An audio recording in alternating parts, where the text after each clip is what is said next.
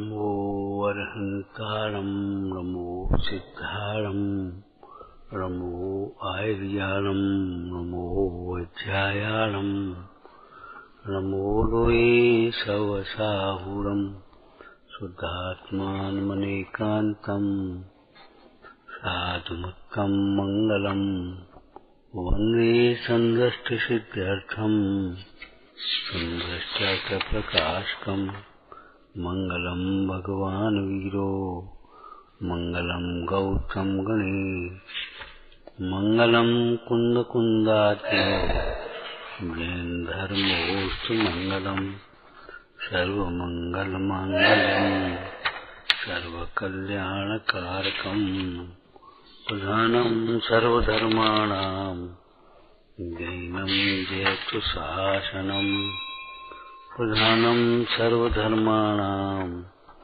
जैनं जयतु शासनम्। जे झाया जान कहे कम कलंक डहे नित्य निरंजन नानमय शिव परम प्रणवे नमः समय साराय स्वानुभूत्या चकास्ते चित्स्वभावाय भावाय सर्वभावान्तरच्छिदे। अचल अजर अमर आत्मा है, इसका स्वाध्याय कैसे करें? ये तो आगम का कथन हो गया। स्वाध्याय कैसे करें? स्वाध्याय का अर्थ समझते ही होगे। आगम के माध्यम से स्वयं को पढ़ना। केवल आगम को पढ़ना स्वाध्याय तो बहुत स्थूल है, उसे भी स्वाध्याय कहते हैं। वाचना प्रचना अनुप्रेक्षा उसे भी स्वाध्याय कहते हैं, लेकिन वास्तव में आगम के माध्यम से स्वयं को पढ़ा जाए।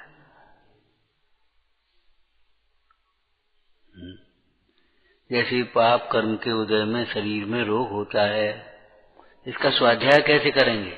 ये आगम कथन है। जब रोग हो तो ये पाप कर्म के उदय का फल है, ऐसा जानकर समता रखना चाहिए। ये स्वाध्याय होगा। उस स्वाध्याय का फल समता है। एक द्रव्य दूसरे द्रव्य का कर्ता नहीं है, ये आगम का कथन है। इसका स्वाध्याय कैसे करें? जब कोई अपना सहयोग न करे, अपन ने कुछ बात कही और किसी ने नहीं मानी, तो भाई एक द्रव्य दूसरे द्रव्य का कर्ता नहीं है, ऐसा विचार करके समझा रखे।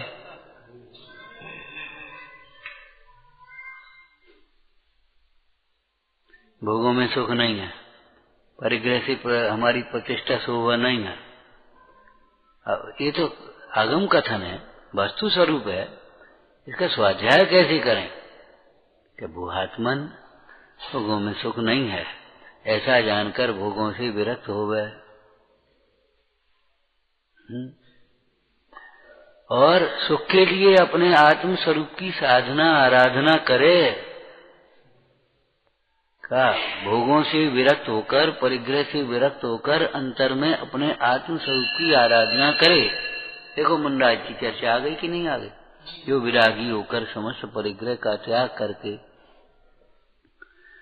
शुद्धोपयोग रूप मन धर्म को अंगीकार करके अंतरंग में अपने को आप रूप अनुभवते हैं।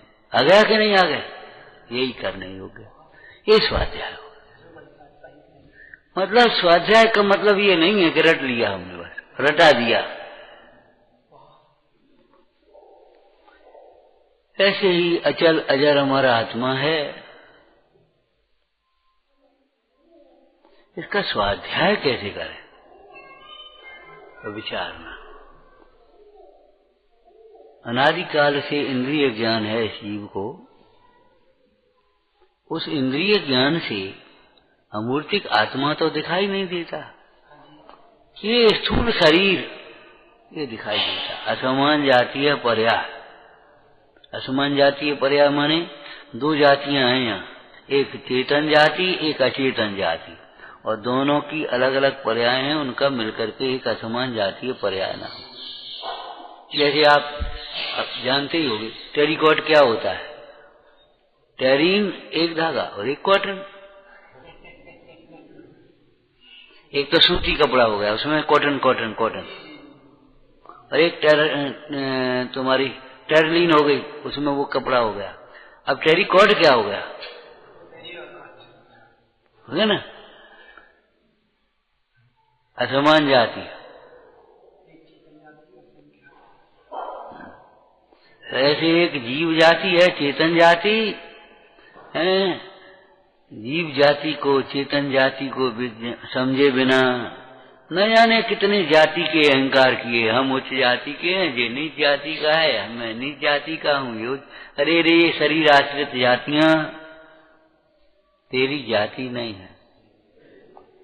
यदि कोई पाप कर्म के उदय से हीन कुल में, हीन जाति में भी उत्पन्न हुआ हो, और यदि उसका आचरण श्रेष्ठ हो, यदि वह वस्तु स्वरूप को समझ लेवे, तो मालूम है क्या कहा है समंतवत स्वामी ने।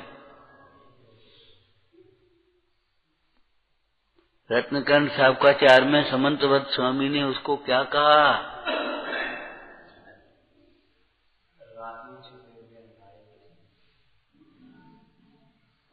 उसे भी देव जैसा कहा है, श्रेष्ठ कहा है।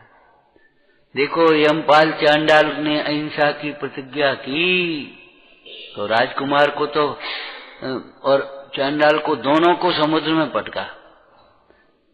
तो राजकुमार को तो मगरमच्छ खा गए, डूब गया, और चांडाल को, यमपाल को सिंहासन पर बिठाकर देवों ने जय जयकार करी।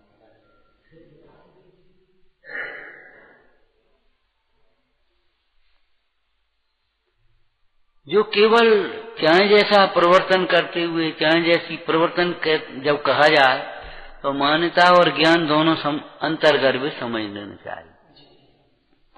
चाहे जैसा प्रवर्तन करते हुए भी केवल शरीर आश्रित कुल और जाति से ही अपने को महान मानता है, अपने को धोखा दे रहा भाई। ये शरीर आश्रित कुल और शरीर आश्रित जाति, क्या अंतर है दोनों में?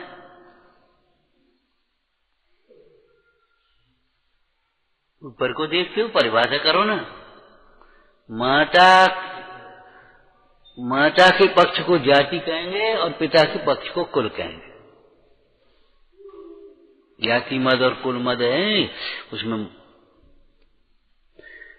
तो वो जाति और कुल आश्रित ही अपने को महान मान बैठा।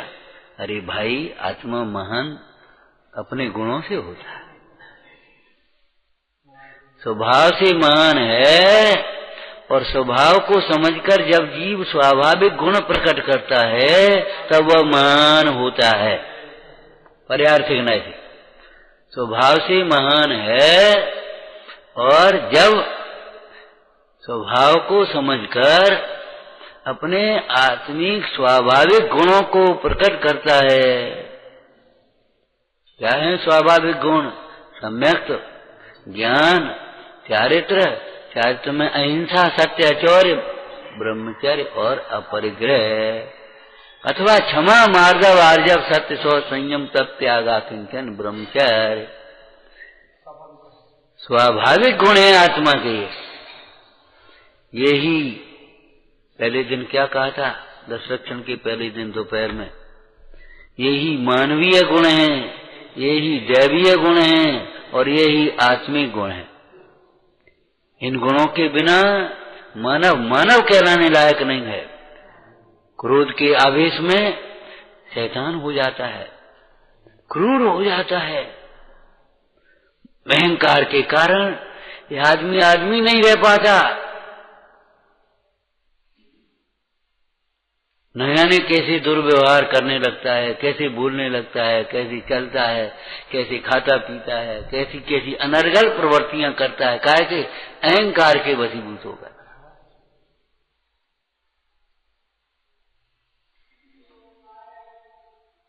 सीधी सादी बात, सीधा सादा जीवन, सीधी सादी क्रियाएं पसंद ही नहीं है जब तक उनमें आडंबर इकट्ठे न हो जाए। तभी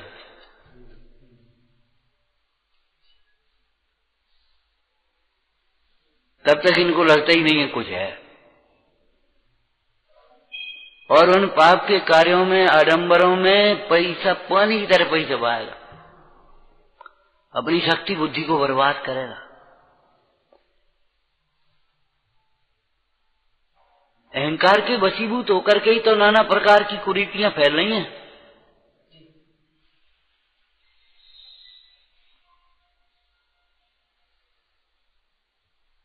धर्म के क्षेत्र में भी आ जाए तो अहंकार में कि वशीभूत हो जाए तो मालूम है गुरु का गुरु बनता है, गुरु का शिष्य नहीं बनता। भगवान का भक्त नहीं बनेगा, भगवान का भी भगवान। कभी कभी तुमने अध्यात्म का एक वाक्य सुना, वो उसका प्रयोजन समझो तो काम बन जाए। बने अरे मैं तो सिद्धों से अधिक हूं, जैसे सिद्धों का बाप हूं। अरे तुम कैसे बोलते हो, तुम्हें अकल है बोलने की? कैसे हो गए तुम सिद्धों के बाप और सिद्धों से अधिक? किस अपेक्षा हो गए बता? स्वभाव की अपेक्षा सिद्ध समान और पर्याय की अपेक्षा संसार अवस्था। तीसरी अपेक्षा तुम बताओ भैया कैसे हो गए तुम? अरे किसी अपेक्षा से कहें, देखो सिद्ध दशा हमारे लिए आदर्श है और अपनी सिद्ध दशा प्रकट करने योग्य है, उसके लिए अपना सिद्ध स्वभाव आश्रय करने योग्य है। सिद्ध भगवान के आश्रय करेगा तो पुण्य होगा और सिद्ध स्वभाव का आश्रय करेगा तो धर्म होगा। वो एक विवक्षा अलग है, लेकिन ये कोई अहंकार की भाषा बोलने लगे बिना विनय के, उच्छृंखलता से और अनर्गल प्रवृत्ति करे स्वच्छंद, तो भाई ये तो मान कसा की पराकाष्ठा। टोटरमल जी ने क्या कहा? 9वें अधिकार में से बोलो।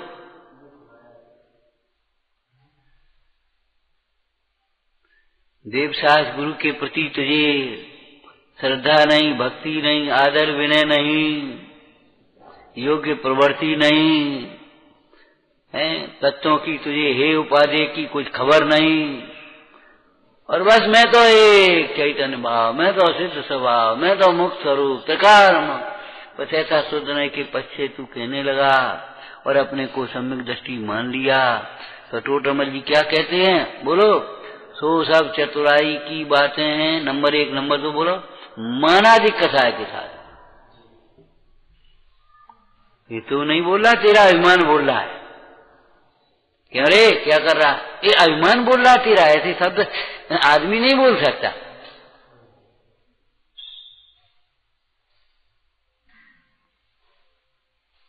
आदमी नहीं बोलेगा ऐसे शब्द। कोई जानता भी है कि वैसे ही बैठ गया यहाँ अभिमान बोलता है, ये कोई ज्ञानी नहीं बोल सकता, ये कोई धर्मात्मा नहीं बोल सकता ऐसे।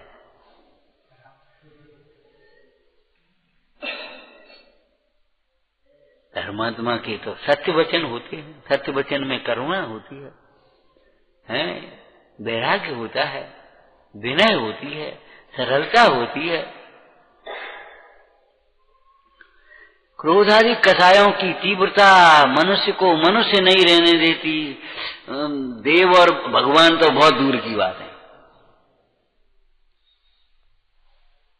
इसलिए इन क्षमादिक भावों को, जब व्यवहार क्षमादिक भाव होते हैं तब मानवीय गुण कहे जाते। ये मानवीय गुण है। नीति में पड़े न, क्षमा बड़न को चाहिए, छोटन के उत्पाद और विनय छोटन को चाहिए। तुम्हारे ऐसी तरह के मता विचार करो। जीवन में सरलता, सादगी, संतोष चाहिए। जब आवे संतोष धन सब धन धूल समान है। तेरे भीतर में कपट के कपाट लगे हैं हृदय में, भगवान कैसे घुसेंगे? इन कपट के कपाटों को खोल, कपट को खोल। तो ये नीति की वाक्य हैं। माने मानव नहीं होता, इसलिए इनको मानवीय गुण कहते हैं। और जब ये विशेष रूप से होते हैं, निश्चय के साथ व्यवहारात्मक होते हैं, तब ये दैवीय गुण कहलाते हैं। अर्थात इन क्षमादिक भावों के द्वारा ही मनुष्य देवता कहलाता है यहाँ, और अगले पर्याय में देव होता है। इस पर्याय में देव कहलाता भैया आदमी नहीं, देवता है भैया। बड़ा सरल स्वभावी, बड़ा संतोषी, बहुत विनयवान, बहुत भैया क्या कहें। गुस्सा तो कबू देखो नहीं बाकी चेहरा। इतना पैसा, इतना ज्ञान, इतना पद प्रतिष्ठा, लेकिन अभिमान तो छू नहीं गया भैया। क्या बता, आदमी नहीं है, देवता है।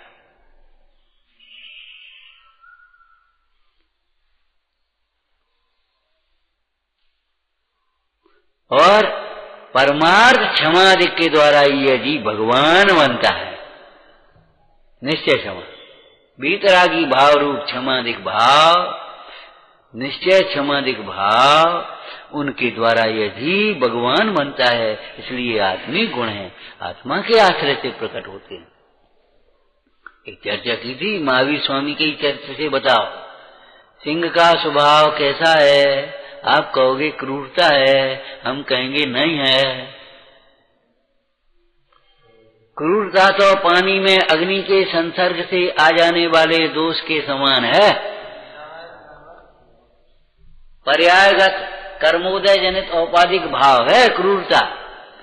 सिंह का स्वभाव क्रूरता होता तो विचार करो, वही सिंह सम्यक दर्शन कैसे प्राप्त करेगा? कोई क्रूर जीव सम्यक दर्शन प्राप्त करने का पात्र है?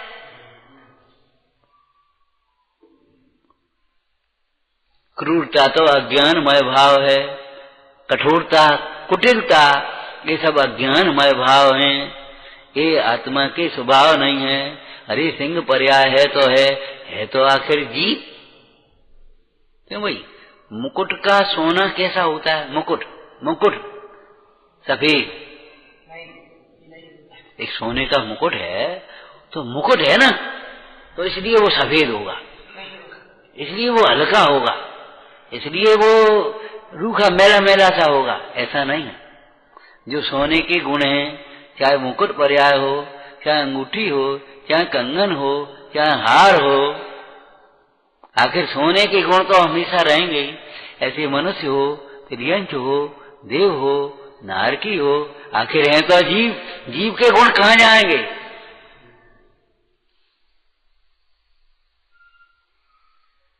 जीव अजीव अधिकार में एक गाथा है, उसके साथ में फिर एक कलश से दृष्टांत दिया। घृत कुंभा विधाने पी कुंभो घृतमय न चेत है। टीका में दिया, जो जीव पहले घड़े में सामान रखते थे, माटी के घड़े थे, स्टील के बर्तन थोड़े थे, तो घरों में सामान रखते, घड़े में घी रखते थे, घड़े में अपने शक्कर वक्कर भर देते, और तो और घड़े में कपड़ा रख देते। गरीब घर में पानी के घड़ा भी उतर गया, उनमें सामान दरवे काम आएगा, 10-10, 20-20 घड़ा लगेगी। तो घी का घड़ा वो जानता है। तो उसको समझाया कि सुन भाई, जो ये घी का घड़ा है,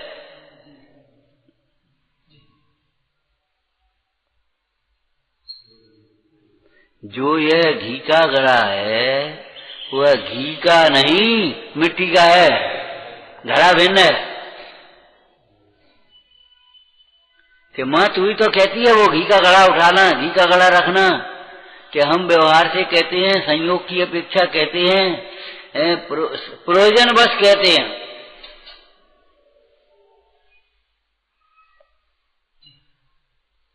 घी का घड़ा वास्तव में घी का नहीं है। तुमने व्यापार देखा घी का? अब चलो डिब्बा सही, कैसे तोलेंगे? डिब्बे सहित तोल दिया है, और फिर बाद में डिब्बे का वजन काट दिया। तभी तो घी का इसी कोई डिब्बे का भाव थोड़ी उसमें जोड़ेंगे। इसीलिए तो हमने आपको एक दृष्टांत सुनाया था आज की व्यवस्था से। बोलो, पॉलीथीन की जो थैली आती हैं उनका भाव क्या है? यदि बस सब्जी के साथ में है तो सब्जी के भाव, और बादाम के साथ में है तो बादाम के भाव। ऐसे ही आपकी परिणति किनके साथ है? संगत ही गुण उपजय, संगत ही गुण जाय, बांस फांस और मिसरी एक ही भाव बिका है।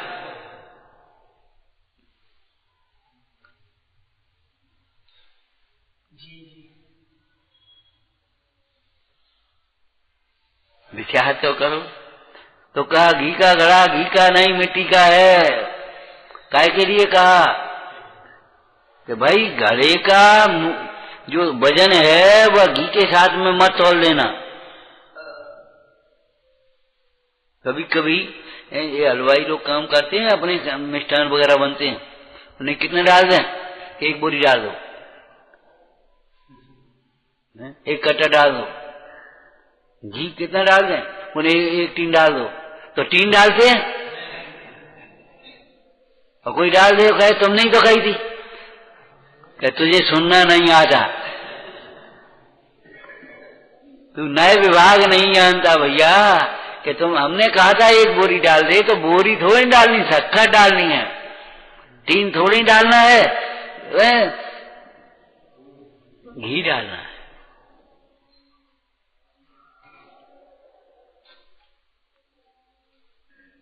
घी का टीन, टीन का घी,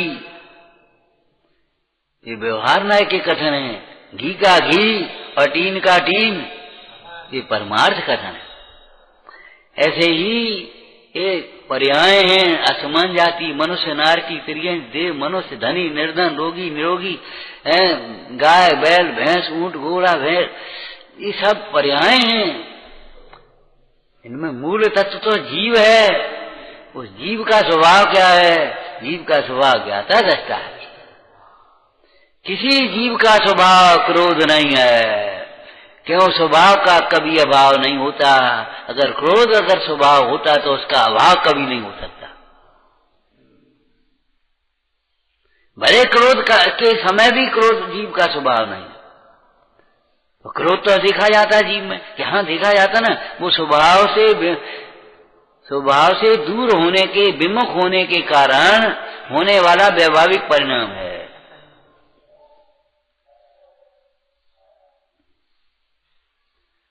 और सामान्य जीव भी कभी गुस्से में हो और उसके गुरुजन, देखो साहब आप मत बोलो, अभी हमको निबट लेने दो, आप आ जाओ जरा,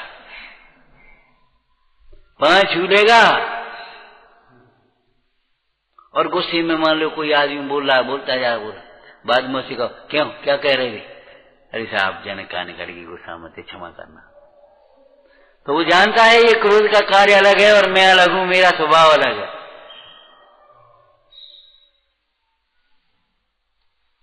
पर्याय में और द्रव्य में शास्त्रीय भाषा से देखो, कथनचित भेद है, सर्वथा भेद नहीं,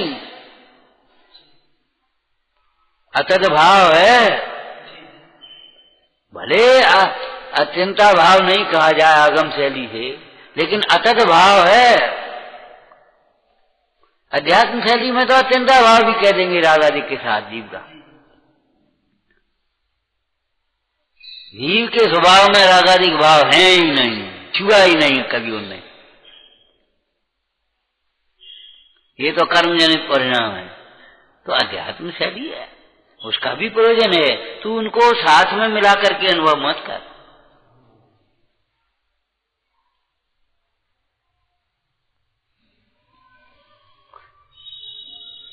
तो स्वाध्याय करने की विधि ये है कि उस कथन को अपने से जोड़ें। यदि हम अपने से नहीं जोड़ रहे और वैसे ही चर्चा कर रहे हैं, तो वो तुम्हारी तर्क वितर्क हुआ, वो पंडिताई है, वो तुम्हारा अध्ययन है, पढ़ना लिखना। स्वाध्याय तो नहीं कहा जा सकता। स्वाध्याय से तो समाधि होती है। समाधि माने मोह राग द्वेष से रहित शांत परिणाम होते हैं।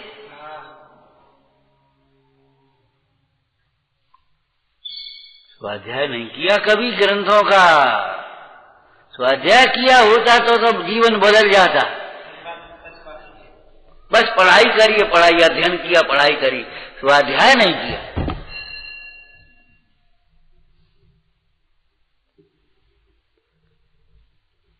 तो जो अचल अजर अमर आत्मा है, इसका स्वाध्याय कैसे करें? कि हम मानते थे ये तो दिखाई देता है, और आत्मा जाने कहाँ है, समझ में नहीं आती। कहाँ मिलेगा? चलो कहूं पहाड़ पे चलो, तीर्थ पे चलो, खोजो, शास्त्र में मिल जाए। कहूं चलो भाई तपस्या करो। अरे आत्मा के जाने बिना तीर्थ कहां से आएगा? तीरथ तीरथ सब फिरे तीरथ लखे न को, तीरथ तो घट में थिर भये सो तिर गए, अथिर तिरे कहूं ना। जो स्थिर हो गए अपने स्वरूप में वे ही तिर गए हैं भव समुद्र से। आज बाकी तीर्थ बाहर में नहीं है। बाहर के तीर्थ भी कहे आते वो व्यवहार न्याय का कथन है। जहां से तेरे हैं वो क्षेत्र भी तीर्थ हैं, जिस समय तेरे वो काल भी तीर्थ है, जिस भाव से तेरे वो रत्नत्रय भी तीर्थ है। लेकिन परमार्थ से शुद्धात्मा तीर्थ है। लेकिन शुद्धात्मा में जो लीन होता है वही तीर्थ है। शुद्धात्मा में को समझे बिना कोई जीव समय स्थिति से भी नहीं तिरता। गिरनार से भी नहीं तिरता। और शुद्धात्मा में लीन होने वाले ढाई द्वीप में क्या कहीं से तिर जाएंगे। एक सुई बराबर जगह नहीं है जो ढाई द्वीप में, जो जहां से भगवान मोक्ष नहीं गए हो। क्यों? 45 लाख योजन का ढाई द्वीप और 45 लाख योजन की, और सीधे जाते हैं और सबरी बारी है। ऐसा तो नहीं सड़क सड़क के बैठ के जी आएगा तो नहीं सड़क जा, ऐसा तो है नहीं। तो गए ना, जलगता सिद्धा, थलगता सिद्धा, गगनगता सिद्धा, नवगता। जो जहां अपने स्वरूप में रमा है, पूर्ण लीनता को प्राप्त हुआ, वहीं से तिर गए।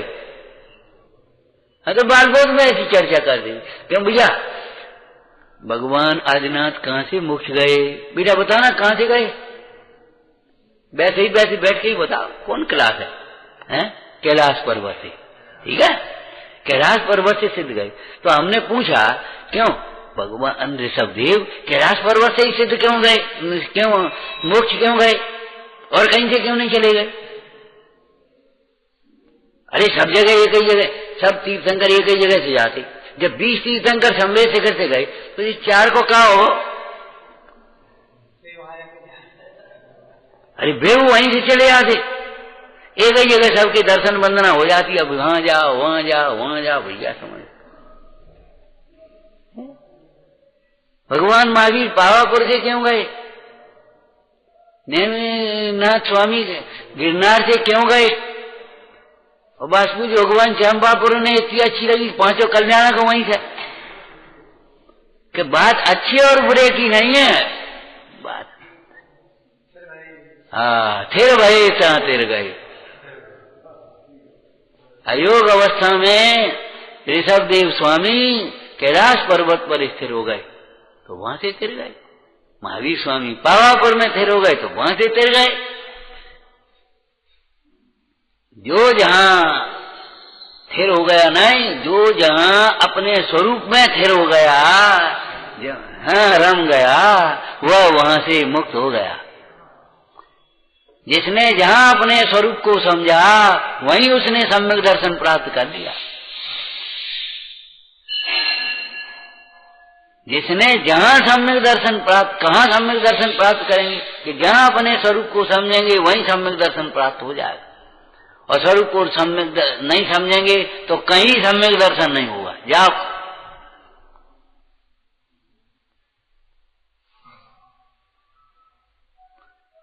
तो जो ये आत्मा है, ओ हम तो कल्पना कर रहे थे जाने कहां मिलेगी। है इसका नाम स्वाध्याय। मन ये निर्णय करे भीतर है। कहा था ना आत्मा देह से बाहर है नहीं और देह में है नहीं।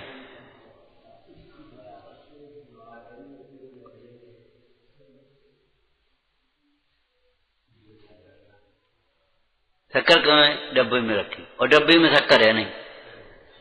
डब्बे में शक्कर हो तो खत्म कहाँ हो गए? डब्बे में शक्कर तो रखी गई और निकाली आई। लेकिन डब्बे में रखी है तो डब्बे में रखी ऐसा कहा जाता है। लेकिन डिब्बे में शक्कर है क्या? शक्कर शक्कर में है, डिब्बा डिब्बा में है। देह में आत्मा है,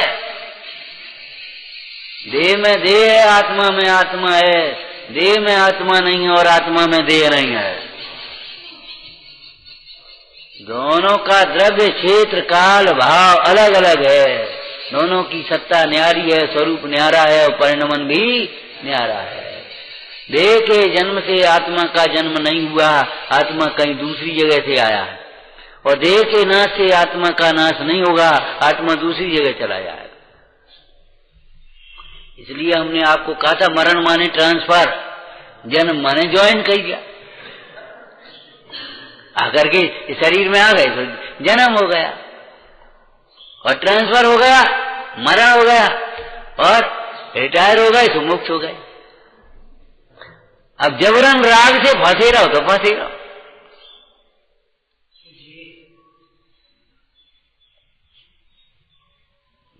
माने कोई जन्म, उत्पत्ति का नाम जन्म या नाश का नाम मरण नहीं है।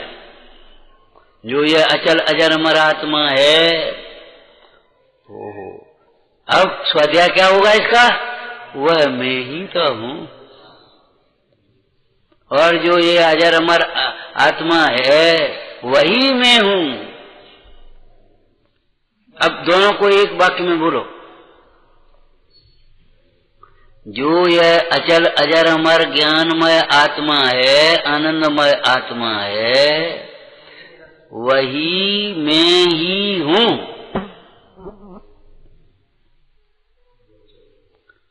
ऐसी शैली पढ़ी है तुमने समय सार जी में ही मोक्ष अधिकार में।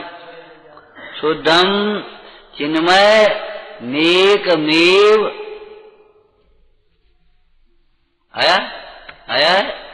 सिद्धांत हो मुदात चित्त चरते हैं।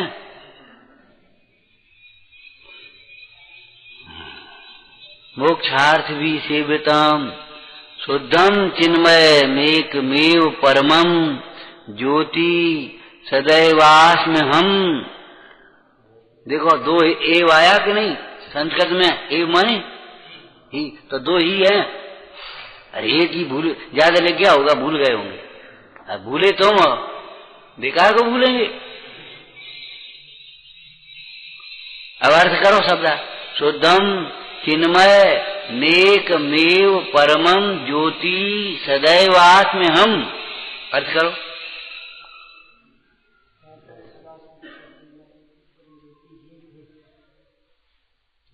तो एक जगह तो लगा दिया, जगह ही लगा दिया। शुद्ध चिन्मय, शुद्धम चिन्मय नेक मेव परमम ज्योति है। और सदैव, सदैव माने सदा ही। तो शुद्ध चिन्मय एक परम ज्योति ही सदा ही हूं मैं शुद्ध चिन्मय पर एक परम ज्योति ही सदा ही हूं। अब एक एक बार विशेषण में इसको अलग अलग लगाने। मैं ही शुद्ध हूं और मैं शुद्ध ही हूं। क्या कहा? ये अशुद्ध, मैं ही शुद्ध हूं। ये जो शुद्ध तत्व है वो कोई और नहीं है। क्या कहा? जैसे ये चर्चा है, जब शुद्धात्मा कहा जाता है, जैसे घी के दृष्टांत में है ना, जब मिट्टी का घड़ा कहा जाता है तो वो बालक किसी कोरे दूसरे घड़े को समझता है घी का घड़ा, ये तो घी का घड़ा है, मिट्टी का घड़ा कोई और है, कोरा घड़ा। जबकि उस पिता को बताना ये है यही घड़ा मिट्टी का है, इसी का वजन काटना है,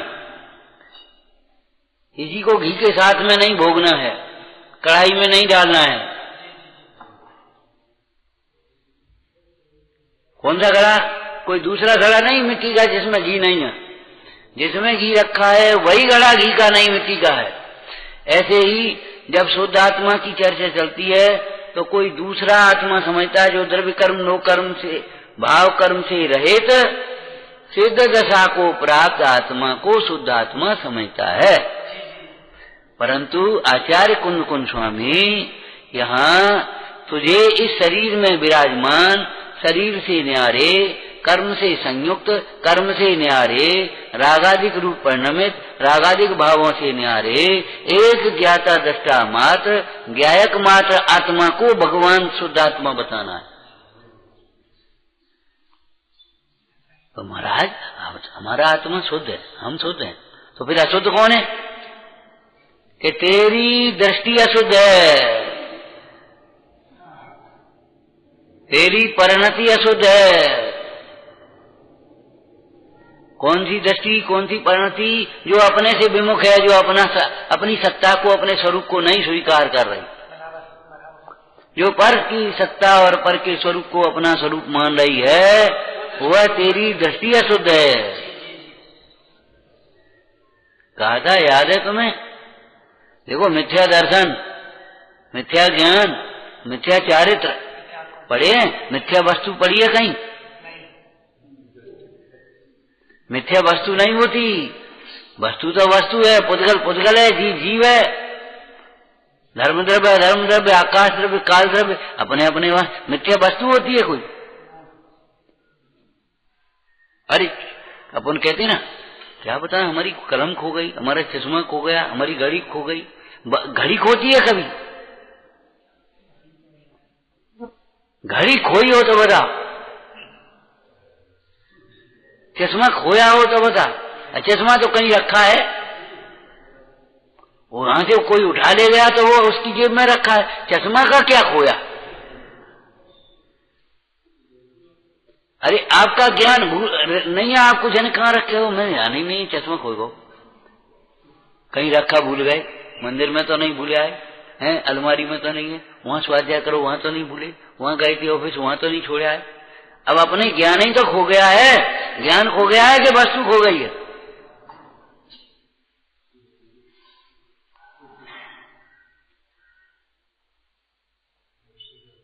वस्तु तो वस्तु में है, वस्तु क्या क्या खोएगा?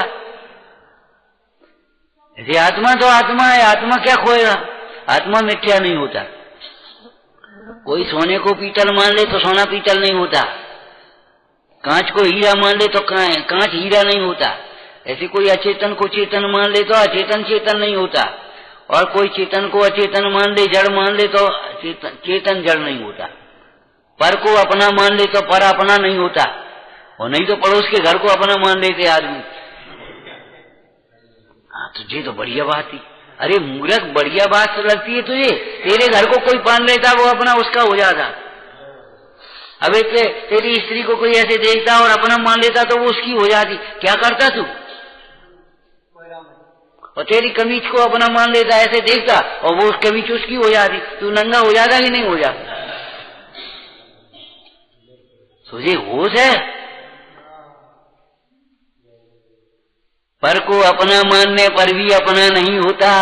जग में जिसको निज कहता वह मैं छोड़ मुझे अपना नहीं होता भाई। हे को उपादेय मानने पर भी हे उपादेय नहीं होता।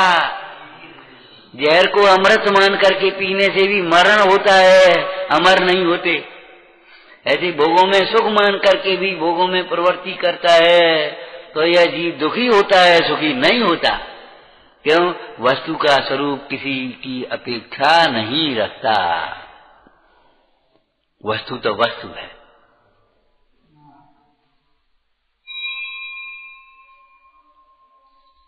असत्य वचन है, असत्य श्रद्धा है, असत्य ज्ञान है, असत्य वस्तु है। क्या वस्तु ही असत्य हो गई तो फिर उसको असत्य मानना सत्य हो जाएगा। दो और दो कितने होते हैं? कि चार हैं। दो और दो कितने नहीं होते? कि पांच नहीं हो। गलत। पांच क्या गलत? अगर पांच हो जाए तो फिर गलत का आएगा? गलत तो इसीलिए है कि वो पांच नहीं होते। कोई 100 बाल बच्चे भी मिलकर के कहें पांच होते हैं तो अभी पांच नहीं होंगे। अगर अध्यापक भी कहने में भूल जाए कभी और कह बैठे पांच तो अभी पांच नहीं होंगे। किताब में भी अगर गलत छप या प्रिंटिंग मिस्टेक हो जाए तो अभी वे पांच नहीं होंगे।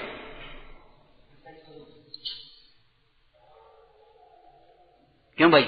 आत्मा दुखी कैसे होता है बता? रागाधिक भाव से, क्या कर्मोदय से, क्या बाहर के प्रतिकूलताओं से? कैसे दुखी होता है? कैसे दुखी होता है? क्या दुखी होता ही नहीं? दुखी होता ही नहीं है आत्मा। जो आत्मा है वह दुखी नहीं होता, कभी नहीं होता। दुखी कौन होता है? जो आत्मा को भूलता है वह दुखी होता है।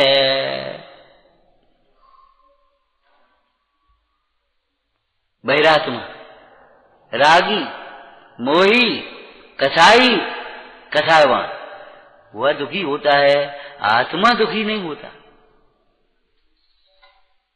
ठगाया कौन जाता है? जो पीतल को सोना मान बैठे, भ्रम से ऊपर की चमक के कारण वो ठगाया जाता है। लेकिन सोना पीतल नहीं होता और पीतल सोना नहीं होती।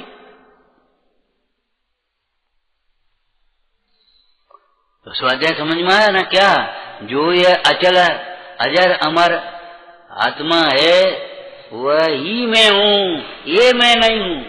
और ये आत्मा कोई दूसरा नहीं है, वो आत्मा मैं ही हूँ। दोनों में थोड़ा सा अंतर है कहने में। जो ये चिन्मय तत्व है, चैतन्यमय तत्व है, वह ही मैं हूँ। ये जो जड़ है वह मैं नहीं हूँ। और जो चिन्मय तत्व है वह मैं ही हूँ, वह किसी कोई और नहीं है। इसलिए दो ही का प्रयोग है।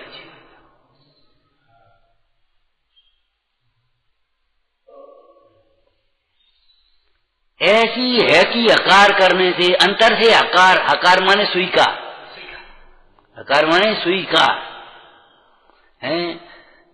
तो ऐसी है कि आकार होने का नाम सम्यक दर्शन है। जब अंतर से स्वीकार हो जाके हाँ, जब तक ये पढ़ करके सुन करके हाँ करता है तब तक नहीं सम्यक दर्शन, तब तक तो पुण्य भाव है, शुभ भाव है। जब वह अनुभूति पूर्वक यह आत्मा ही मैं हूं बस ये समझता है, उस समय समझो ये सम्यक दर्शन। और उसी समय जो ज्ञान है उसका नाम सम्यक ज्ञान है। और ऐसा सम्यक दर्शन, सम्यक ज्ञान होने पर जो पर से विरक्तता आ जाती है, उदासीनता आती है और ऐसे स्वरूप में लीनता, मग्नता होती है, उसका नाम सम्यक चार्थ है। और इतना ही मोक्ष मार्ग है। विचारना। सहजानंदी